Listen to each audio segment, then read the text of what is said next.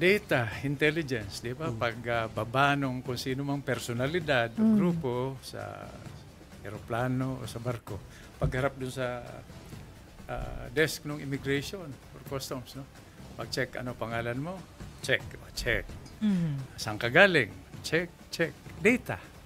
Di ba? Siyempre, pagdating nung point of origin, na-transmit na yun, information and communications technology, no? At saka intelligence.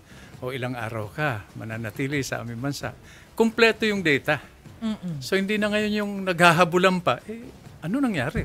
Paano yan nakalapag dito sa atin? Nang hindi natin alam kung ang pagkatao, ano ang pakay ng pagpunta niya rito, sino makakausap, gaano katagal mamamalagi sa ating bansa. So, impormasyon na naman.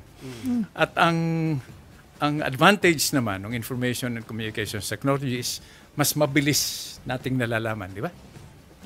Data, yung transmission, at mas precise. Pero saan tayo nagkukulang ngayon, sir? Kasi sinasabi nga po ninyo, importante yung data. Pero I mean, for example, si Alice Go, apakatagal niya na dito.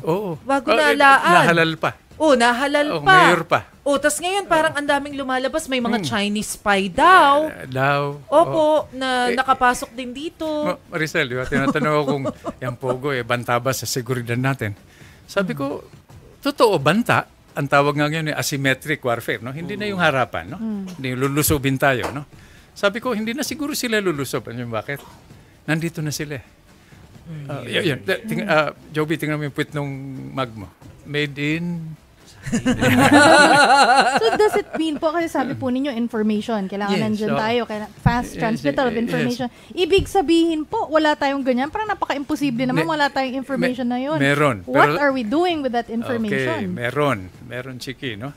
Pero sa aking pananaw, after 2.5 years sa DICT, no? Kulang pa yung antas ng pag-unawa, no? Pag-appreciate ng gobyerno mismo sa digitalization, di ba?